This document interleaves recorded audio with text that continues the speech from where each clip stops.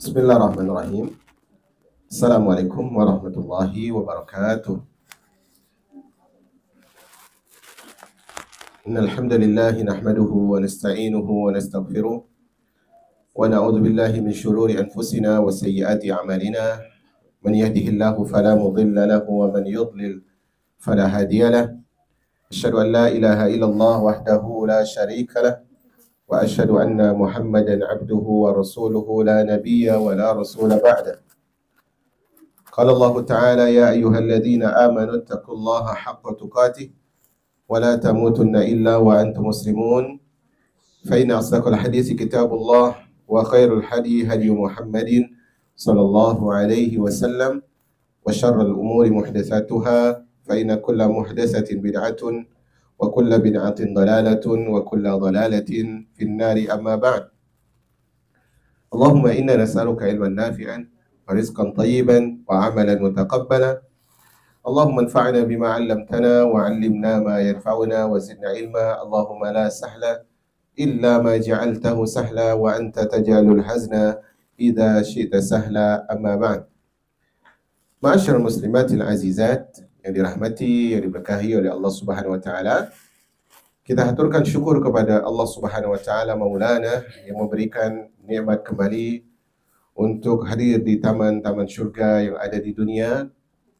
Dan ini adalah hal yang jangan pernah untuk kita anggap kecil, sebuah majelis ilmu yang mampu kita hadiri. Karena Allah Subhanahu wa taala melalui Rasulnya, bahkan melalui firman-Nya sendiri Subhanahu wa taala memberikan kadar yang besar tentang ilmu, memberikan tentang ilmu ini balasan yang tidak terhingga dan derajat yang tinggi.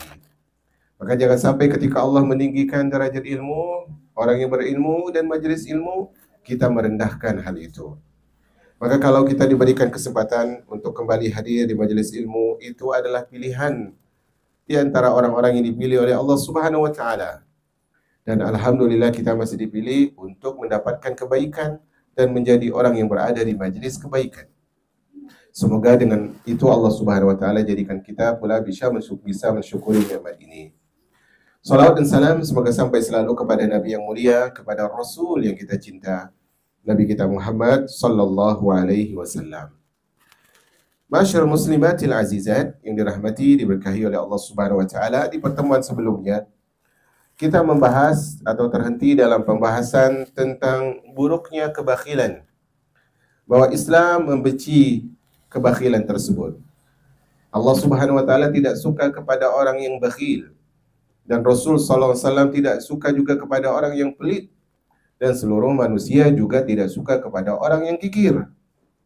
Bahkan kemarin Allah Subhanahu wa taala sebagaimana yang disebutkan oleh penulis berfirman, وَلَا يَحْسَبَنَّ الَّذِينَ يَبْخَلُونَ بِمَا آتَاهُمُ اللَّهُ مِنْ فَضْلِهِ هُوَ خَيْرًا لَهُمْ بَلْ هُوَ شَرٌّ لَهُمْ.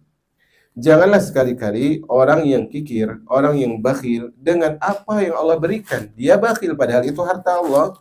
Janganlah mereka mengira bahwa itu adalah baik bagi mereka. Jangan mereka mengira tidak mau memberi itu, bakhil itu adalah baik bagi mereka. Allah katakan bal huwa syarrun lahum. Justru itu buruk bagi mereka. Sayutawwakuna ma bakhilu bihi yaumal qiyamah, dan mereka kelak pada hari kiamat akan dikalungkan di leher mereka harta yang mereka bakhil, yang tidak mau dikeluarkan di dunia. Nah, hari ini kita masuk di pembahasan yang melengkapi masalah kebakhilan ini. Pembahasan kita hari ini tentunya adalah tentang sifat-sifat yang berkaitan dengan kebakhilan. Sifat-sifat yang berkaitan dengan kebakhilan. Penulis mengatakan di sini dalam terjemah, terkadang sifat pelit bisa melahirkan 4 perilaku tercela. Ada 4 perkara yang ini adalah akibat sifat kejahilan. Jadi kejahilan ini melahirkan 4 perkara yang juga buruk sebagaimana bakhil itu buruk. Meskipun pelit adalah jalan menuju perilaku tercela lainnya. Jadi sebagaimana pelit ini adalah jalan menuju keburukan-keburukan yang lain, 4 ini juga mengiringi sifat pelit ini. Janganlah engkau mendekatinya. Perilaku itu benar-benar tercela. Jadi sebagaimana kita dilarang menjadi orang yang bakhil, orang yang kikir, orang yang pelit, maka kita juga hendaknya menjauhi 4 perilaku ini. 4 perilaku tercela itu adalah, pertama kata beliau adalah al-hirsu, yaitu tamak, sifat tamak. Yang kedua kata beliau adalah asyarrah, yaitu sifat rakus. Dan yang ketiga adalah su'udzan, buruk sangka. Dan yang keempat adalah man'ul hukuk, yaitu tidak mau atau mencegah hak-hak orang lain. 4 hal yang mengiringi sifat bakhil: tamak, rakus, selalu berburuk sangka, dan tidak menunaikan hak orang lain.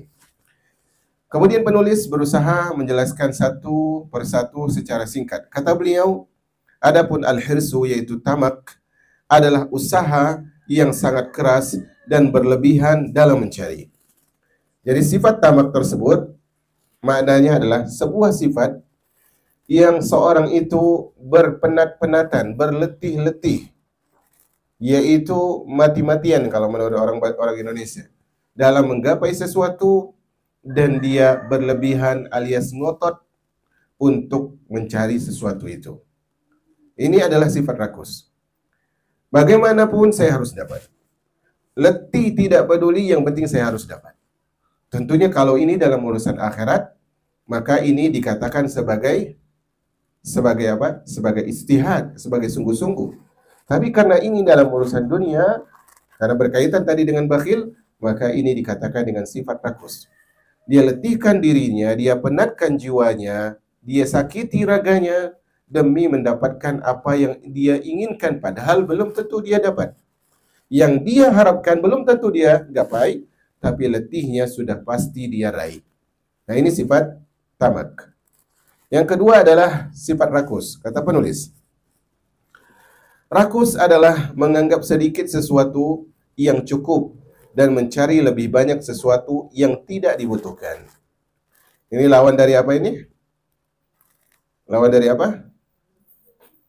Lawan dari qanaah. Seorang ketika dia qanaah, dia merasa cukup apapun yang diberi. Bahkan yang ini justru kebalikannya sangat jauh. Yaitu apa? Dia menganggap sedikit sesuatu bukan sesuatu yang diberi, tapi sesuatu yang sudah cukup, yang sudah lengkap untuk dirinya, itu dianggap masih kurang. Dan dia berusaha untuk mencari sesuatu yang lebih, padahal yang lebih ini tidak dia butuhkan, tidak dia perlukan. Nah, ini sikap rakus. Jadi kalau ini pada diri kita ada atau ada pada diri kita, hal ini ada wujudnya pada jiwa kita, maka kita mengidap penyakit ini, penyakit rakus. Ketika kita sudah mendapatkan sesuatu cukup sebenarnya, kemudian sesuatu tersebut kita konsumsi lagi, atau kita olah lagi, atau kita ambil lagi, padahal itu sudah melebihi kebutuhan kita. Sesuatu yang kalau sudah lebih, kemudian sesuatu yang kalau sudah cukup, kemudian ditambah, akan menjadi petaka, akan menjadi penyakit, akan menjadi musibah. Maka ini akibat dari ulah penyakit yang disebut dengan rakus. Inilah perbedaan antara tamak dan rakus. Yaitu tamak tadi apa? Tamak tersebut dia belum cukup, mungkin belum memiliki, tapi dia begitu ngotot untuk mendapatkannya. Berletih-letih, dia tidak memikirkan bahwa dia harusnya istirahat, dia bahwa harusnya tersebut dia memberikan hak pada tubuhnya untuk jeda, tapi untuk mendapatkan ketamakannya ini, dia rela mengorbankan semua itu. Sedangkan rakus, dia sudah dapat, tetapi kemudian dia merasa kurang, padahal justru itu sudah cukup bagi dirinya, namun dia berusaha menggapai sesuatu yang sudah tidak dia perlukan dan tidak dia butuhkan lagi. Al-Ala bin Jarir meriwayatkan dari ayahnya, dari Salim bin Masruq, Rasulullah sallallahu alaihi wasallam bersabda, barang siapa yang tidak cukup dengan kehidupan yang mencukupinya, maka dia tidak akan menemukan kecukupan selama dia hidup. Hadis ini wallahu a'lam bishawab. Hadis yang dibawakan oleh penulis di sini adalah hadis yang pribadi kita tidak mendapatkan asal usulnya dari mana, tidak tahu riwayatnya. Yang jelas wallahu a'lam bishawab, sejauh ini kita bisa mengatakan dia tidak tahu kita di mana asal usul dari hadis ini. Kalau hadis yang tidak tahu asal usul itu masuk dalam definisi hadis yang lemah. Yang jelas secara mental memang demikian, secara kejiwaan memang demikian. Yaitu orang yang tidak pernah merasa cukup, dengan kehidupan yang sebenarnya dia kalau dihitung sudah cukup, tapi dianya yang merasa tidak cukup, maka orang seperti ini sulit untuk diberikan kecukupan. Karena jiwanya selalu lapar. Kata Nabi sallallahu alaihi wasallam, "Lau kana li bani Adam wadiyan min zahab, la ahabba an yakuna lahu salisa." Seandainya seorang hamba itu diberikan 2 lembah emas, maka dia akan ingin mendapatkan ketiga. Artinya lembah yang ketiga. Kemudian kata Nabi sallallahu alaihi wasallam, "Wala yamla'u fahu illa turab." Tidak ada yang bisa menutupi mulutnya kecuali tanah. Artinya kecuali dia wafat, baru ambisi ingin nambah itu menjadi berhenti. Salah satu ahli hikmah berkata, kata beliau, salah satu ahli hikmah mengatakan, asyarrahu min gharaizi al-lu'um, yaitu rakus termasuk tabiat yang cela. Tentunya jelas ini ya. Menurut pandangan manusia saja ini adalah akhlak yang tidak baik. Menurut pandangan manusia ini akhlak yang buruk, apalagi menurut Allah Subhanahu wa taala. Maka kerakusan ini adalah di antara warisan yang dilahirkan dari sifat bakhil. Orang yang bakhil dia pasti tamak.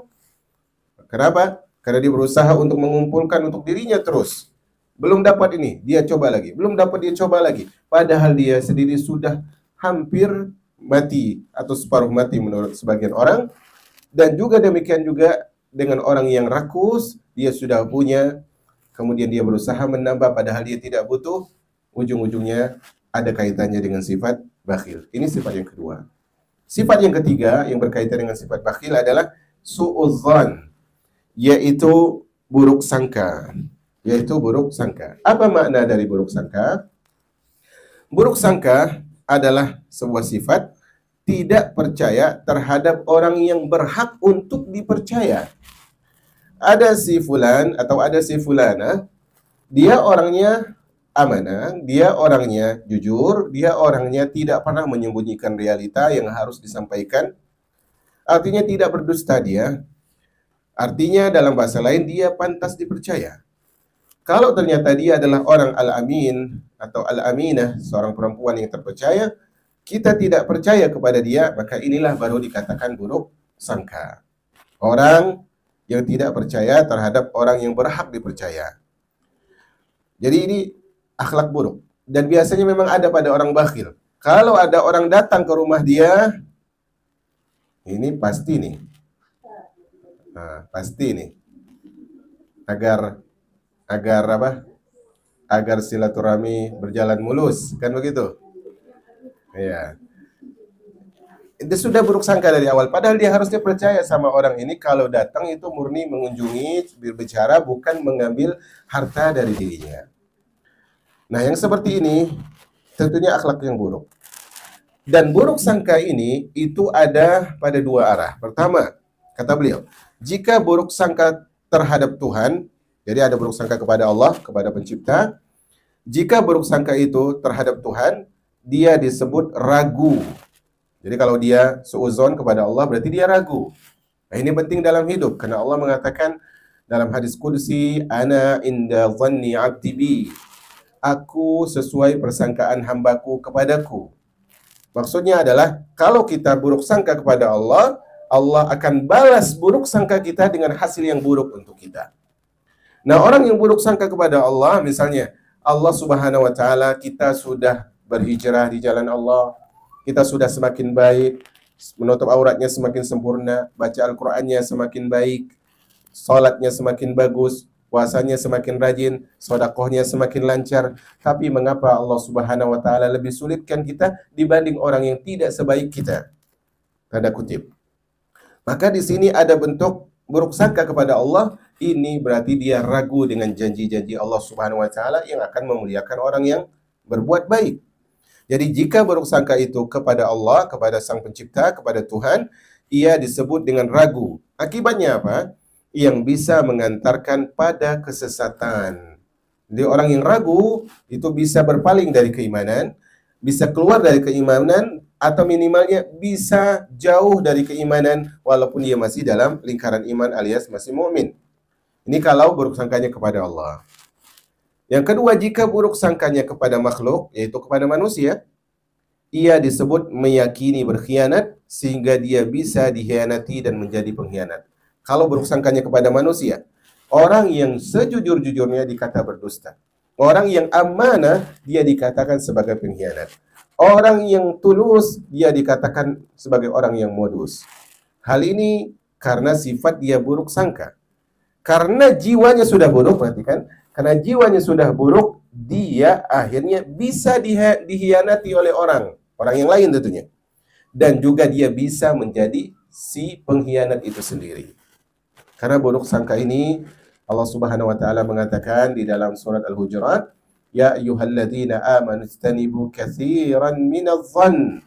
Wahai orang-orang beriman, jauhi oleh kalian terlalu banyak berprasangka. Inna ba'dadh-dhanni ismun.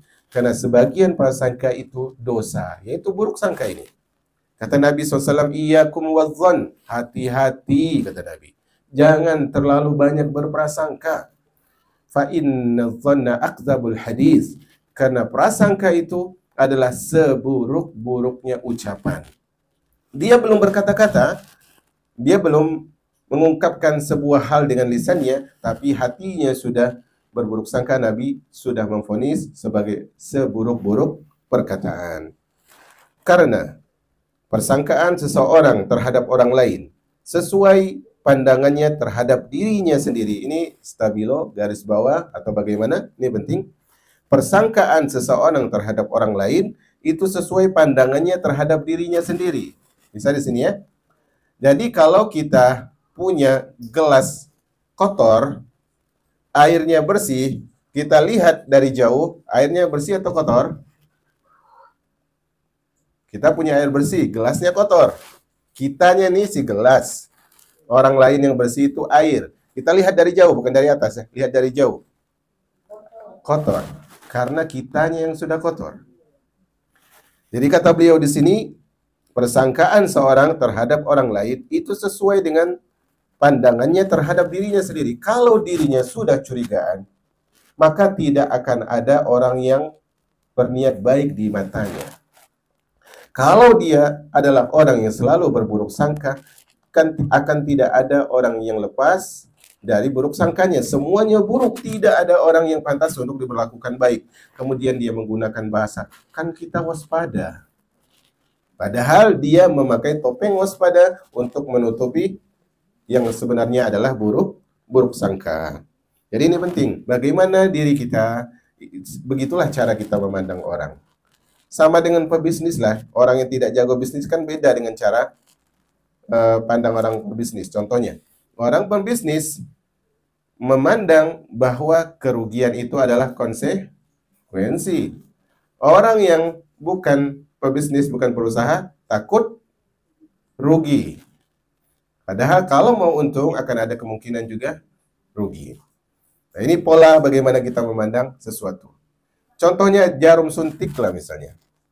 Orang yang sakit memandang jarum suntik ada dua versi minimalnya. Versi yang ini memandang sakit. Versi yang lain memandang menyembuhkan. Bagaimana kita lihat bendanya sama. Yang merubah rasa itu apa?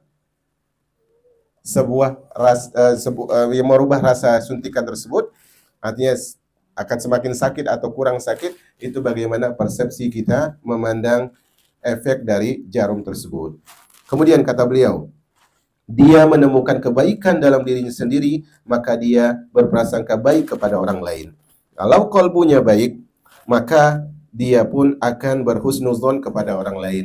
Nabi bersabda dalam hadis An-Nu'man ibn Bashir radhiyallahu ta'ala anhuma, Nabi SAW mengatakan, ala inna fil jasadi mudghah. Ketahuilah sesungguhnya dalam jasad ada segumpal daging. Idza saluhat saluhal jasadu kulluhu wa idza fasadat fasadal jasadu kulluhu ala wahyal qalbu. Kalau segumpal daging ini bagus, maka seluruh amalnya bagus. Kalau daging ini rusak, maka rusaklah seluruh amalannya. Dan kata Nabi, daging itu adalah hati, jantung hati kita. Jadi bagaimana isinya, begitulah yang keluarnya. Kemudian, kata penulis, Maka jika dia melihat keburukan dalam dirinya sendiri, maka dia meyakini buruk terhadap orang lain. Pepatah mengatakan, kata pepatah dalam bahasa Arab, kullu ina'in yandahu bima fihi. Semua wadah itu akan merembeskan, ini siapa yang menerjemahkan ini? Semua wadah dia akan mengeluarkan isinya sesuai isinya, merembeskan, membocorkan. Jadi kalau kita punya wadah, kemudian ada isinya, apakah kalau di dalam isi tersebut air mineral, kemudian akan tiba-tiba keluar apa? Kopi apa? Merek lagi nanti ya. Tidak mungkin misalnya kita isi air putih keluarnya sirup atau kopi. Tidak mungkin. Karena masing-masing setiap dari wadah itu mengeluarkan apa yang ada di dalamnya. Kalau ternyata yang keluarnya buruk, maka minimal saat itu itulah yang ada di dalam wadahnya. Walaupun kita tidak bisa vonis seluruhnya, tapi minimal saat itu begitulah keadaan hatinya. Jadi para ulama menyebutkan diantaranya adalah lisan itu gayungnya hati. Lisan gayungnya hati. Nah, ini diantara isinya kan lisan. Diantara apa namanya sarananya adalah lisan. Selain perbuatan, tangan, kaki, mata dan sebagainya. Di antaranya adalah lisan. Hati ini kita tidak tahu. Tapi walaupun hati tidak bisa divonis, tapi hati dibuktikan oleh anggota tubuh yang lain dan kita tidak bisa mengingkari kalau itu sudah terjadi. Kemudian, jika ada yang bertanya, di depan sudah disebutkan ucapan salah satu ahli hikmah bahwa keteguhan termasuk berburuk sangka. Jawabannya, hal itu ditakwil maksudnya ditafsir, yang dimaksud ucapan tersebut adalah tidak tertipu dengan penampilan luar, bukan meyakini buruknya orang lain. Maksudnya, dulu kita pernah bahas yaitu ucapan kehati-hatian itu menurut sebagian orang adalah bentuk buruk sangka. Tapi ini tentunya bukanlah ucapan yang bisa dipahami 100% demikian. Kehati-hatian itu tentunya adalah kita waspada. Zahir orang terkadang terlihat soleh, terlihat baik, tetapi sebenarnya dia adalah orang yang berniat buruk. Ini beda tentunya waspada dengan buruk sangka. Kemudian, itu sifat yang ketiga. Sifat yang keempat. Tadi kata beliau ada 4 sifat yang dibawa oleh kejahilan. Yang keempat adalah mencegah hak, atau dalam versi Arabnya adalah man'ul hukuk, tidak menunaikan hak-hak orang lain. Hal itu terjadi karena nafsu yang pelit yang tidak mengizinkan berpisah dengan apa yang dia cintai dan tidak patut untuk meninggalkan tujuannya. Jadi kenapa si istri punya hak atau si suami punya hak, si anak punya hak, tetangga punya hak, ini punya hak, itu punya hak. Kenapa dia tidak mau tunaikan hak tersebut? Karena dia terlalu mencintai sesuatu yang menurutnya itu punya dia. Cinta dia berlebih kepada sesuatu, itu memalingkan dia kepada realita. Inilah yang disebut dengan cinta itu rabun. Kalau tidak mau disebut cinta itu buta. Ya, silinder dia. Nah, dia kira itu hak dia, padahal hak orang lain. Sehingga dia terlalu mencintai, sehingga dia sulit meninggalkan barang ini, tujuan yang dia sudah usahakan selama ini. Kemudian apa? Kemudian ada orang yang punya hak menurutnya nggak pantas. Maka ini disebut sebagai orang yang tidak mau menunaikan hak. Sehingga dia tidak mendengarkan kebenaran dan tidak menjawab keinsafan. Keinsafan di sini adalah keadilan. Jadi kalau dinasihati itu hak si fulanah loh. Itu hak si fulan loh. Itu harusnya haknya anak-anak loh. Dan sebagainya. Maka dia sulit untuk menerima karena dia sudah dari awal tidak merasa ada hak orang lain di dalam harta atau barang yang saat ini berada di sisinya. Kata penulis selanjutnya, jika orang pelit sudah memiliki perilaku tercela dan kebiasaan yang buruk yang telah kami jelaskan, maka tiada kebaikan yang bisa diharapkan, tiada evaluasi yang bisa difikirkan untuknya. Jadi kalau buruk bakhilnya sudah ditemani oleh sifat ini, sebenarnya bukan dikatakan mustahil, tapi sulit untuk menjadikan dia kembali ke jalan Allah Subhanahu wa Ta'ala. Kemudian, ma'asyiral muslimatil azizat yang dirahmati oleh Allah Subhanahu wa taala. Di sini beliau lanjutkan dengan pembahasan tentang berlebihan dan pemborosan. Ya, tentang berlebihan dan pemborosan. Yaitu apa? Di sini tidak ada dalil ya. Di terjemah di buku Arabnya ada dalil. Coba saya cek derajat hadisnya dulu. Nah, derajat hadisnya sahih. Di sini ada nggak dalilnya? Tidak ada ya. Saya bacakan dalilnya. Diriwayatkan dari Nabi SAW bahwa beliau berkata kepada orang-orang Ansar, "Man sayyidukum?" Siapakah tuan kalian? Siapakah pemimpin kalian? Qalu Al-Jiddu ibnu Qais. Ala bukhlin fihi. Dia mengatakan, orang ini mengatakan, pemimpin kami, ketua kami adalah Al-Jiddu bin Qais, walaupun sebenarnya dia itu bakhil. Faqal, maka Nabi SAW mengatakan, wa ayyu da'in adwa'u minal bukhl. Penyakit mana lagi yang lebih parah daripada kebakhilan? Maka para sahabat mengatakan, qalu wa kaifa dzalika ya Rasulullah? Wahai Rasulullah, kok bisa bakhil? Ini penyakit yang paling mengerikan. Rasulullah mengatakan, inna qauman nazalu bisahilil bahr. Ada suatu kaum yang mereka tersebut singgah di tepian pantai. Fakarihu li bukhlihim nuzul al-adyafi bihim. Karena bakhilnya mereka, mereka tidak mau menjamu tamu. Faqalu, maka para sahabat mengatakan, liyubidur rijalu minna anin nisa. Hendaknya para lelaki menjauhkan perempuan dari kami. Hatta ya'tazirur rijalu ilal adyafi bi bu'din nisa. Sehingga apa? Sehingga para lelaki pun tidak jadi bertamu karena rombongan yang mereka bawa perempuan tidak boleh mendekati kelompok yang ada di tepian pantai tadi. Wa ya'tazirun nisa'u bi bu'dir rijal. Dan kalau laki-laki tidak berada di tempat jamuan, maka perempuan pun enggan mendekat. Ini khillah mereka, ini tipu daya mereka. Fafa'alu, maka mereka lakukan. Wa qala dzalika bihim, dan itu terus berlanjut.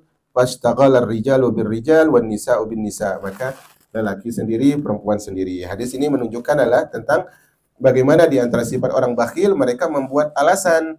Misalnya, oh lagi nggak ada suami ini, jadi nggak boleh ngizinin masuk rumah. Bisa jadi alasannya benar, tapi kadang alasannya supaya orang tidak numpang minum. Ya ada orang seperti itu, numpang minum pun, iya, mahal loh ini segalon. Ada tipe seperti itu, ada. Terjadi itu, ma'asyiral karimat yang dirahmati oleh Allah Subhanahu wa taala. Nah, bakhil ini ada sifat kebalikannya yang juga buruk, yaitu sifat berlebihan dan sifat boros. Makanya di sini beliau melanjutkan tentang berlebihan dan boros, tentang berlebihan dan boros. Kata beliau, siapa saja yang melebihi batas kedermawanan, maka dia adalah orang yang berlebihan dan orang yang boros. Sebenarnya yang lebih tepat adalah kedermawanan. Itu dari hukum syariat itu tidak dikatakan boros ya, tidak dikatakan boros sama sekali. Tidak dikatakan boros sama sekali. Namanya juga dermawan. Ya, tetapi nanti dilihat tercela atau tidak itu kalau dia terlalu dermawan kemudian hartanya habis, dia kuat tidak? Setelah itu dia kuat atau tidak? Dia memberi orang bagus, tapi kalau dia jatuh miskin setelah itu dia mampu tidak? Ucapan saya ini jangan sampai dijadikan dalil, saya tidak kuat miskin Ustaz, saya kasih dikit-dikit aja lah ya. Enggak juga. Jangan sampai salah paham. Jadi apa yang dikatakan penulis bahwa raga berlebihan dan boros adalah sikap berlebihan melampaui batas dalam kedermawanan, ini perlu ditanda kutip. Kata beliau, orang semacam ini lebih pantas dicela. Kalau boros, iya, pantas dicela. Kalau orang yang berlebihan, pantas celah. Tapi kalau orang yang banyak-banyak di dalam ketaatan, bersedekah, berinfak, dia tidak dicela. Tapi kalau orang yang benar-benar boros, maka dia pantas untuk dicela dalam Islam. Allah mengatakan di sini, surat Al-An'am ayat 141, wala tusrifu innahu la yuhibbul musrifin. Janganlah kalian berlebih-lebihan, sesungguhnya Allah tidak menyukai orang-orang yang berlebihan. Ini tentang ayat apa? Apa kata Allah? Wa kulu wasrobu, makan dan minumlah, jangan berlebihan. Sesungguhnya Allah tidak menyukai orang-orang yang berlebihan. Ini berarti bukan tentang kedermawanan, tapi ini tentang yang mirip dengan apa tadi? Keserakahan. Jadi ini sebenarnya adalah lebih tepat dengan keserakahan daripada kedermawanan. Yang jelas yang kita bahas ini adalah kebalikan dari bakhil, yaitu terlalu berlebihan, terlalu boros. Tapi ini lebih tepatnya kepada dirinya ya, bukan kepada orang lain. Diriwayatkan Nabi Shallallahu Alaihi Wasallam bersabda, kata beliau di sini, orang yang hemat itu tidak miskin. Hadisnya hadis yang dhaif, hadis yang lemah. Orang yang hemat itu tidak miskin.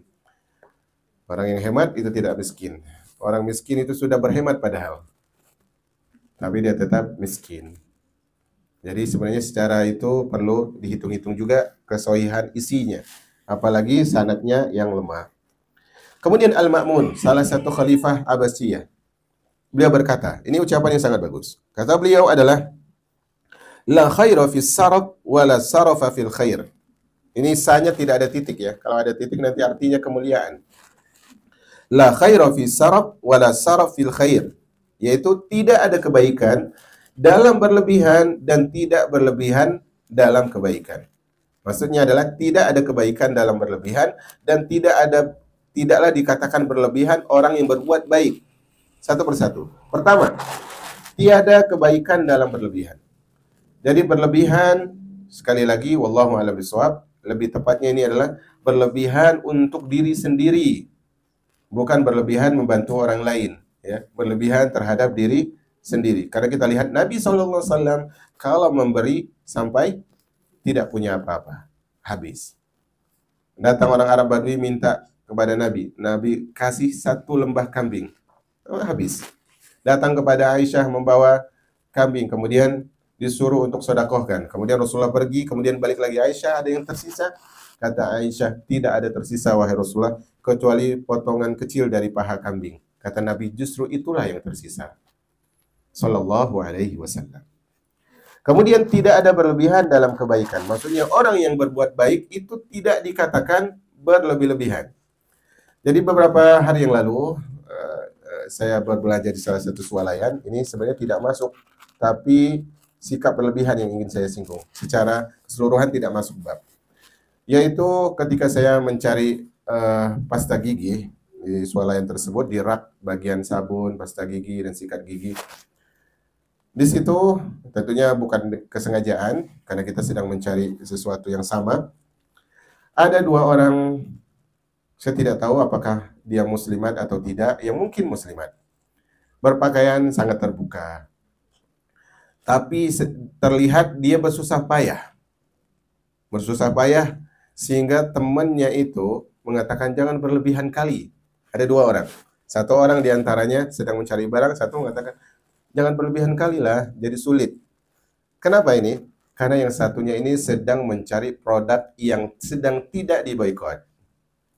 Jadi dia cek di handphonenya daftar boikot yang sama dengan saya pegang. Kemudian dia cari ini di boikot, nggak jadi. Ini nggak jadi. Artinya di sini dia ingin berbuat kebaikan minimal secara apa? Secara keprimanusiaan, dia tidak tega ada dari uangnya bisa dialihkan sebagai peluru, sebagai senjata untuk orang-orang Yahudi. Nah, temannya tadi mengatakan berlebihan, maka yang seperti ini tidaklah berlebihan. Selama orang itu berbuat baik, sama sekali tidak berlebihan. Justru setiap kebaikan yang kita lakukan, asalnya selalu kurang. Karena kita lebih banyak menerima dari Allah daripada kita memberi untuk Allah Subhanahu wa Ta'ala. Salah satu ahli hikmah berkata, Sadiqur rajuli qasduhu wa aduhu sarfahu. Nah, ini boleh nih. Daripada hadis, ini lebih bagus. Dari hadis yang dhaif soalnya. Salah satu ahli hikmah berkata, teman seorang adalah hematnya dia, berlebihan adalah musuhnya dia. Kalau hemat itu bisa menjadi teman. Artinya apa? Kelanggengan, keharmonisan, ketentraman, kecukupan dia lebih lama terpenuhi. Sementara kalau dia berlebihan, kalau dia boros, maka ini adalah justru menjadi musuhnya sendiri yang akhirnya dia merasa kesusahan karena sikap dia sendiri. Salah satu ahli sastra berkata, la katsira ma israf wa la qalila ma ihtiraf. Tiada sesuatu yang banyak jika diiringi berlebihan. Tiada sesuatu yang dikit jika diiringi proporsionalis. Itu proporsionalitas. Maksudnya begini. Tidak ada sesuatu yang banyak jika diiringi berlebihan. Artinya begini, orang dia punya sikap boros, punya sikap pelit. Boros punya sikap berlebihan. Jor-joran gitu. Bocor lah, orang ini bocor gitu. Bocor ini biasanya digunakan dalam bahasa omongan kan begitu. Saya istilahkan bocor, artinya apa? Keluar terus. Nah, kalaupun sudah dilihat oleh kita banyak, apakah menurut dia banyak itu? Tidak, karena dia memang orangnya boros. Jadi orang yang boros ini memandang yang sudah banyak itu sedikit. Ini bahaya, sehingga kemudian dia tidak tahu saldo Anda tidak mencukupi. Nggak ada pula mesin kayak gitu ya, malu kalau cari ya. Kalau ada mesin kayak gitu pas ngecek, jadi pas ada kejadian memang saya di swalayan yang sama, saya bayar pakai kartu, pakai debit, empat alatnya itu nggak bisa Pak, Bapak ke ATM aja lah ambil uangnya, mungkin mesin kita rusak. Ternyata ini intermezzo aja, yang salah bukan mesinnya, saya kasih kartu yang tidak ada uangnya, jadi alatnya nggak kebaca itu. Subhanallah. Jadi di sini ucapan beliau kita kembali, kalau orang itu berlebihan, dia akan menganggap yang banyak itu sedikit. Yang kedua, tiada sesuatu yang sedikit jika diiringi sifat proporsional. Misalnya kita keluarkan sedikit, tapi ini tertata, ini keperluan ini untuk ini memang udah ditakar. Ini beras cukupnya segini. Masaknya segini. Kenapa masaknya segini? Supaya nanti nggak buang. Supaya nanti nggak basi. Lauk pun sama. Sayur pun supaya tidak busuk di kulkas misalnya. Buah pun supaya tidak rusak. Ini bukanlah dikatakan belinya sedikit, tapi dia memang proporsional mengukurnya.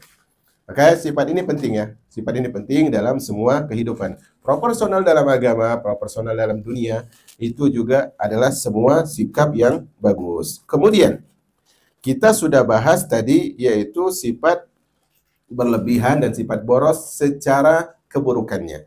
Sekarang bedanya apa? Beda antara sifat berlebihan dan sifat boros. Kita nanti berhenti pada pembahasan ini. Kata beliau adalah, mana tadi? Ketahuilah bahwa berlebihan dan boros itu bisa memiliki arti yang berbeda. Secara sinonim kata sama, tetapi secara makna sendiri-sendiri mereka punya masing-masingnya. Berlebihan adalah kebodohan tentang kadar hak, sedangkan boros adalah kebodohan tentang posisi hak. Jadi berlebihan itu permasalahannya tentang berapa banyaknya, berapa sedikitnya, itu yang jadi pembahasannya. Sedangkan boros itu dia meletakkan di tempat yang salah. Ini harusnya di keranjang A, diletakkan di keranjang B. Nah, ini perbedaan antara berlebihan dan boros. Jadi berlebihan tentang jumlahnya, tentang kadarnya, sedangkan boros adalah tentang pihak atau posisi yang menerima atau diletakkan atau diperuntukkan untuknya. Keduanya adalah sesuatu yang tercela, dua-duanya buruk. Tetapi boros itu yang berkaitan dengan apa tadi boros? Berkaitan salah posisi. Tetapi boros itu lebih tercela karena orang yang berlebihan melakukan kesalahan dalam menambah. Terlalu banyak kan begitu. Sedangkan orang yang boros melakukan kesalahan dalam kebodohan. Dia salah letak. Misalnya kan gitu, salah letak. Dia ibarat inilah, ibarat kita punya barang sama, selesai belanjaan sama, kemudian salah simpan di troli. Ini orang ini bodoh kan, kata sebagian orang. Bodoh kali lah kau. Udah beli, kok letaknya di keranjang orang. Nah ini, jadi orang yang boros lebih buruk daripada orang yang bodoh. Itu bahasa sebagian orang tadi ya. Barang siapa yang bodoh tentang posisi dan kadar hak hartanya, serta melakukan kesalahan, maka dia seperti orang yang bodoh tentang posisi dan kadar perbuatannya sehingga dia melewati batas. Jadi kalau terkumpul dua hal ini, maka dia kuadrat jahilnya. Orang yang boros bisa meletakkan sesuatu bukan pada tempatnya, juga bisa memindahkan dari tempatnya, karena harta terlalu sedikit untuk diletakkan pada setiap tempat, baik sesuai hak maupun tidak sesuai hak. Jadi, orang yang berlebihan itu berkaitan dengan dia mengeluarkan itu lebih banyak. Sementara orang yang boros ini berkaitan dengan bukan banyak sedikitnya yang dia keluarkan, tapi kadang dia salah meletakkan hak bukan pada tempatnya, atau tidak mengeluarkan hak yang harusnya dikeluarkan, atau mengeluarkan yang tidak harus dikeluarkan. Jadi ini adalah yang boros. Muawiyah berkata, di samping setiap sesuatu yang berlebihan ada hak yang disia-siakan. Jadi kalau berlebih-lebihan itu pikir ya. Jadi kita dalam keluarga pun sama. Kalau ada sikap berlebihan dari kita, pasti ujung-ujungnya ada hal yang diabaikan. Misalnya, terlalu berlebihan membeli pakaian ibu dan bapaknya, emak dan ayahnya. Maka bisa jadi hak anaknya disia-siakan. Terlalu berlebihan beli lauk, sehingga sayur tidak dibeli. Saya pun bingung, sejak nikah saya bingung, kok ada sayur tidak dikatakan lauk, karena kita orang Melayu tidak biasa makan sayur, karena nggak ada kebun. Jadi kalau ada sayur itu dikatakan lauk. Jadi pas nikah, istri bilang, lauknya nggak lauknya udah masak tapi sayur belum. Nah ini, maksudnya begini, dalam pembahasan kita adalah, kalau ternyata ya kita memposisikan sesuatu itu terlalu ekstrim kanan, maka yang kiri ini akan kurang haknya. Jadi tetaplah pertengahan. Salah satu ahli hikmah berkata, salah memberikan sesuatu yang seharusnya dan enggan memberikan sesuatu yang seharusnya itu sama. Sama saja. Apa tadi? Salah memberikan sesuatu yang seharusnya, salah memberikan, harusnya ke sana, diberikan situ. Dengan enggan memberikan itu sama. Enggan memberikan yang seharusnya. Misalnya gini, saya tidak mau memberikan yang seharusnya dia terima. Berarti sampai tidak barang ini kepada dia? Tidak. Dengan saya berikan hak dia kepada orang lain, sampai nggak hak dia? Tidak. Sama saja. Ini adalah sebuah keteledoran, sebuah kelalaian. Sufyan Ats-Tsauri berkata, sesuatu yang tidak halal mungkin berlebihan. Kedermawanan bukan hanya memberikan sesuatu yang ada di tangan, tetapi jiwanya juga harus dermawan terhadap apa yang ada di tangan orang lain. Jadi dermawan itu ada dua sebenarnya, menurut sebagian para ulama. Pertama, dermawan dari segi pengeluaran, output dari kita. Kita memberi, itu dikatakan dermawan. Tapi di sana ada dermawan yang lain, yaitu tidak mengharap pemberian dari orang lain. Ini juga dianggap dermawan, sehingga dia tidak cenderung untuk meminta dan enggan untuk memberi. Dikisahkan Allah mewahyukan kepada Nabi Ibrahim, wahai Ibrahim, apakah engkau tahu kenapa aku menjadikan engkau Khalil, yaitu kekasih dekatku? Maka Nabi Ibrahim menjawab, tidak wahai Allah. Maka Allah berfirman, jawabannya adalah karena aku melihatmu suka memberi dan tidak suka mengambil. Suka ngasih tapi tidak berharap dikasih. Ini adalah hamba yang sangat luar biasa di mata Allah dan juga terpuji di tengah-tengah manusia. Dan di sini ada hadis yang hasan, atau sebagian ulama mensahihkan. Hadis Sahal bin Sa'id As-Sa'idi meriwayatkan, seorang lelaki datang kepada Nabi SAW. Dia mengatakan, ya Rasulullah, wahai Rasulullah, murni bi amalin yuhibbunillahu alaihi wa yuhibbunin nas. Berikanlah aku perintah untuk melakukan suatu amalan. Kalau aku lakukan amalan tersebut, aku dicintai Allah dan juga dicintai oleh manusia. Maka Nabi SAW mengatakan, izhad fid dunya yuhibbukallah. Zuhudlah engkau terhadap dunia, enggak muluk-muluk ngejar dunia, maka Allah akan mencintaimu. Ini resep dicintai Allah, zuhud terhadap dunia. Kemudian apa? Kata Nabi SAW, wazhad fima fi aidin nas yuhibbukan nas. Zuhudlah terhadap apa yang ada di tangan manusia, artinya tidak berharap diberi, maka manusia akan mencintai. Kata Allah kata para penyair mengatakan, Seorang penyair menasihati anaknya, la tas'alanna bunayya adama hajatan wasalil ladzi abwabuhu la tuhjabu. Allahu yakdabu in tarakta su'alahu wa bunayya adama in tas'alu yakdabu. Wahai anakku, jangan wahai anakku, mintalah hanya kepada Allah Subhanahu wa taala, yang pintu pemberiannya tidak pernah tertutup. Janganlah engkau minta kepada manusia. Allah murka kalau engkau tidak minta, sementara manusia kalau engkau selalu minta, dia akan murka. Nah, ini perbedaan antara Allah Subhanahu wa taala dengan hambanya. Sedikit lagi. Ayub As-Sikhtiyani berkata, seseorang tidak cerdas sebelum memiliki dua perkara. Dia akan cerdas kalau punya dua sifat ini. Pertama, yaitu dia menjaga diri dari harta manusia. Artinya dia tidak berharap diberi. Kalau diberi dia terima, tapi dia tidak berharap diberi.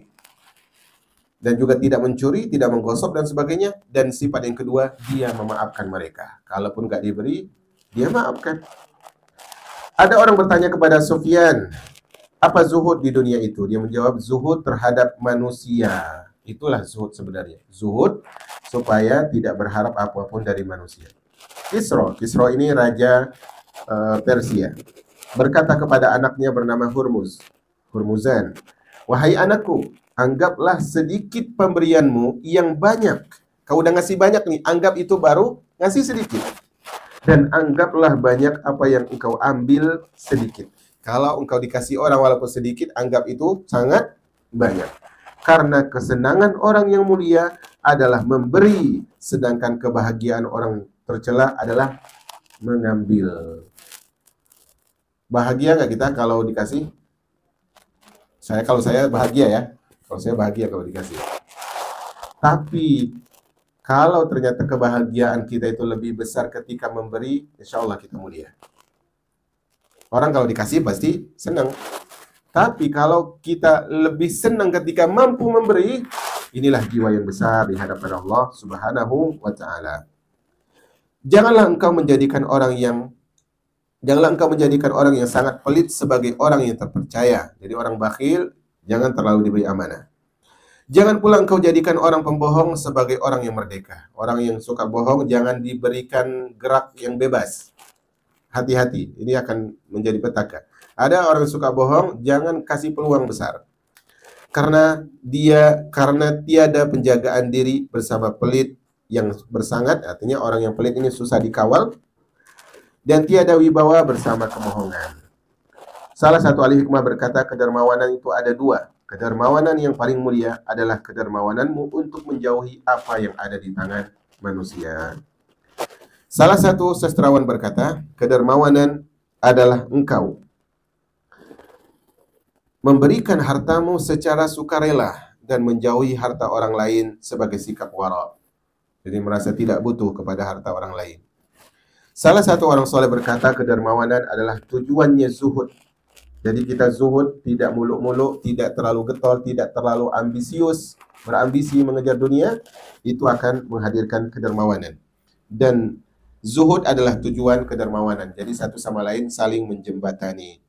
Salah seorang penyair berkata, dan ini terakhir, kata beliau, idza lam takun nafsu syarifu syarifatan wa in kana dza qadrin falaysa lahu syaraf.